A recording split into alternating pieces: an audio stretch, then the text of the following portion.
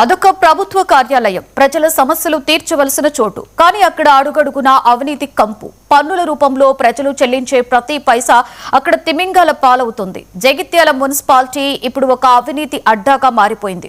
10 గంటల పాటు ఏసీబీ అధికారులు నిర్వహించిన సర్చ్ ఆపరేషన్ లో బయటపడ్డ సత్యాలు చూస్తుంటే సామాన్యులే కాదు, సాక్షాత్తు దర్యాప్తు అధికారులే అవాక్కయ్యే పరిస్థితి నెలకొనింది.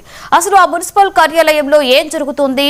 ట్రాక్టర్లు ఎలా మాయమయ్యాయి? డిజిటల్ లంచాల వెనుక ఉన్న ఆ కిలాడి అధికారులు ఎవరు? 15 కోట్ల రూపాయల ప్రజాధనం ఏమైపోయింది? ఈ ప్రత్యేక కథనంలో చూద్దాం.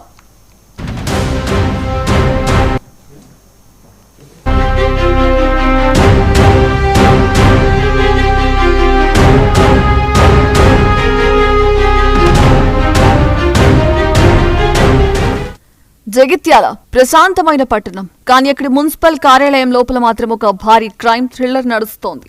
ఏసీబీ అధికారుల కళ్ళుగప్పి ఏళ్లుగా సాగుతున్న అక్రమ దందాపై ఒక్కసారిగా మెరుపుదాడులు మొదలయ్యాయి. సరిగ్గా 10 గంటల పాటు సాగిన ఆపరేషన్ జగిత్యాల ఇప్పుడు రాష్ట్ర వ్యాప్తంగా పెను సంచలనంగా మారింది. ఒక్కో ఫైలును తిరిగేస్తున్న కొద్దీ అక్కడ జరిగిన అక్రమాల చిట్టా చూసి ఏసీబీ అధికారులకు చెమటలు పట్టాయి.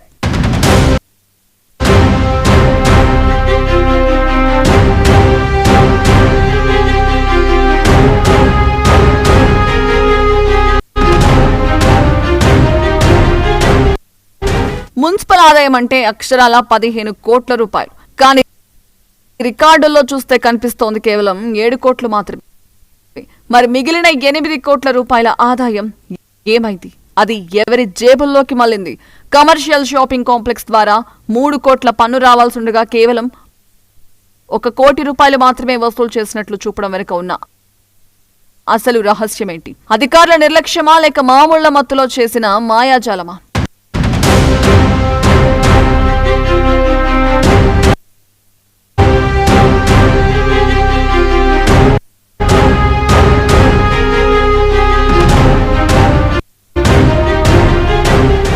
ఇది అన్నింటికంటే విస్తుగొల్పే అంశం. ఒక ట్రాక్టర్, 4 ఆటోలు, ఇవేవి చిన్న వస్తువులు కావు. కానీ మున్సిపల్ రికార్డుల నుంచి ఇవి 5 ఏళ్ల క్రితమే మాయమయ్యాయి. ఆ వాహనాలు ఎక్కడికి పోయాయి? ఎవరు వాడుతున్నారు?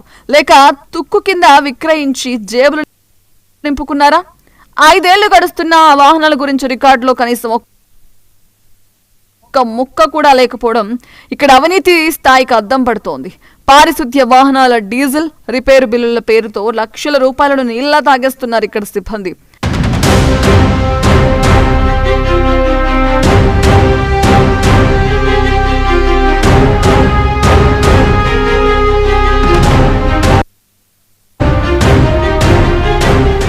మున్సిపాలిటీలో టౌన్ ప్లానింగ్ విభాగం అంటేనే ఒక పెద్ద మాఫియా అన్న విమర్శలున్నాయి. బిల్డింగ్ అనుమతులు కావాలన్నా, ఎల్ఆర్ఎస్ ప్రక్రియ పూర్తి కావాలన్నా అక్కడ అధికారులు చేతులు తడవాల్సిందే. వందల సంఖ్యలో ఫిర్యాదులు పెండింగ్ లో ఉన్నా పట్టించుకునే నాథుడే లేడు. ఏసీబీ అధికారులు నిలదీస్తే ఆయా శాఖల అధికారుల దగ్గర పొంతలేని సమాధానాలు వచ్చాయి. పైగా ఇప్పుడు టెక్నాలజీని కూడా అవినీతికి వాడుకుంటున్నారు. నగదు రూపంలో లంచం తీసుకుంటే దొరికిపోతామని తమ వ్యక్తిగత ఫోన్ పే, గూగుల్ పే ఖాతాల ద్వారా డిజిటల్ లంచాలు వసూలు చేస్తున్నట్లు ఏసీబీ ప్రాథమికంగా గుర్తించింది.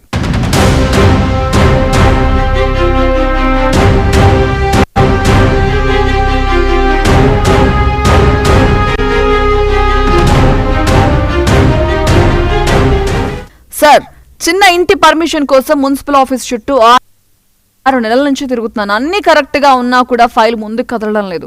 అడిగితే సరైన కారణం చెప్పకుండా రేపురా మాపురా అంటున్నారు. మాలాంటి సామాన్యుల ఆఫీసుల చుట్టూ తిరగలేక అడిగినంత లంచం ఇచ్చుకోలేక చచ్చిపోవాలా? ఇక్కడ అడుగడుగున లంచమే సార్ అంటూ ఆవేదన వ్యక్తం చేశారు. 1980లో 4 గుంటల జాగా ఉన్నాం. 4 గుంటలు ఉన్న తర్వాత 2002లో మా చెల్లెకు 2 గుంటలు గిఫ్ట్ ఇచ్చిన. 2 గుంటలు నా పేరు మీద ఉన్నది. అట్లనే దాన్ని ఇప్పుడు మొన్న వాళ్ళు కబ్జా చేసి పేక్ నెంబర్ తీసుకొని ఎక్కడ ఇంటి నెంబర్ తీసుకొని రేకుల షెడ్ ఉన్నట్టుగా నెంబర్ తీసుకొని రిజిస్టర్ చేసుకున్నారు. దాని కొరకే మేము పోలీస్ స్టేషన్, కలెక్టర్కు, రిజిస్టర్ ఆఫీసులో, మున్సిపల్ ఆఫీసులో అన్నిట్లో కంప్లైంట్ ఇచ్చినాం. ఎవరు శ్రద్ధ వహించలేదు. మేము ఏసీబీ సార్కి కూడా ఫిర్యాదు చేసినాం. దానివల్లనే ఇప్పుడు మేము మున్సిపాలిటీలో కూడా వాళ్ళ పేక్ నెంబర్ ఇచ్చి వాళ్ళు రిజిస్టర్ చేసిండ్రు. దాంతో మేము ఏసీబీ సార్కి కంప్లైంట్ ఇచ్చినామని చెప్తాం.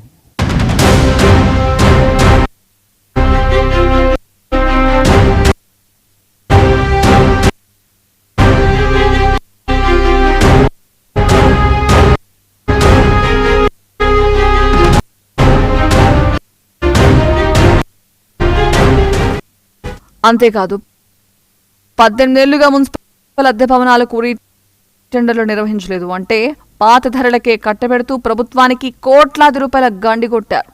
పట్టణం నిండా ప్రకటనల బోర్డులున్నాయి కానీ ఆదాయం మాత్రం సున్నా. జగిత్యాల ప్రజలను రోగాల నుంచి రక్షించాల్సిన ఫాకింగ్ మిషన్ల విషయంలో కూడా రికార్డుల మాయాజాలం జరిగింది. రికార్డులకు వాస్తవ పరిస్థితులకు అస్సలు పొంతం లేదు.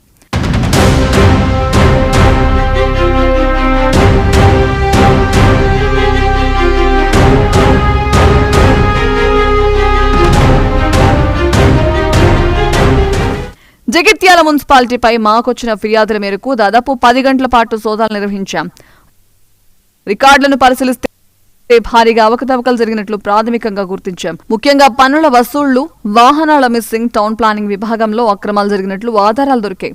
జీఎస్టీ బిల్లులో కూడా తేడాలున్నాయి. కొంతమంది సిబ్బంది డిజిటల్ పేమెంట్స్ ద్వారా లంచాలు తీసుకున్నట్లు ఫిర్యాదులందాయి. అన్నింటినీ క్షుణ్ణంగా పరిశీలిస్తున్నాం. ప్రజాధనాన్ని పక్కదారి పట్టించిన వారు ఎంతటి వారైనా సరే చట్టపరంగా కఠిన చర్యలు తీసుకుంటామన్నారు. జగిత్యాల పట్టణంలో ఒక పౌరుడు కంప్లైంట్ ఇచ్చిన దాన్ని బేస్ చేసుకొని జగిత్యాల మున్సిపాలిటీలో ఏసీబీ కరీంనగర్ రేంజ్ వాళ్ళు మా డిఎస్పీ విజయ్ కుమార్ ఆధ్వర్యంలో సర్ప్రైజ్ చెక్ చేయడం జరిగింది. ఈ సర్ప్రైజ్ చెక్లో ఆడిటింగ్ టీము మరియు పంచవిత్తో సహా మా టోటల్ సిబ్బంది అరౌండ్ 20 మంది దాకా పార్టిసిపేట్ చేసినాము. జగిత్యాల మున్సిపాలిటీలో ప్రతి సెక్షను, ప్రతి డిపార్ట్మెంట్లో క్షుణ్ణంగా పరిశీలించడం జరిగింది. ఈ పరిశీలించిన తర్వాత మేము అబ్జర్వ్ చేసింది ఏంటంటే, ఈ సంవత్సరం వీల్ ట్యాక్స్ కలెక్ట్ చేయాల్సిన 14,76,00,000 వెళ్ళి ఓన్లీ 50% వరకే కలెక్ట్ అయింది, మిగతా కలెక్ట్ కాలేదు. అదేవిధంగా షాపింగ్ కాంప్లెక్స్ కమర్షియల్ ట్యాక్సెస్ ఏదైతే ఉందో అది కూడా ఆల్మోస్ట్ 2,35,00,000 కలెక్ట్ కావాల్సింది.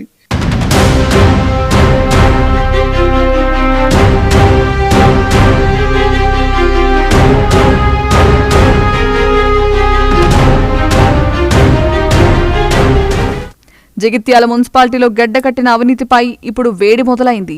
ఏసీపీ అధికారులు సేకరించిన ఆధారాలు ఆ అధికారుల పాలిట ఉరితాడుగా మారబోతున్నాయి.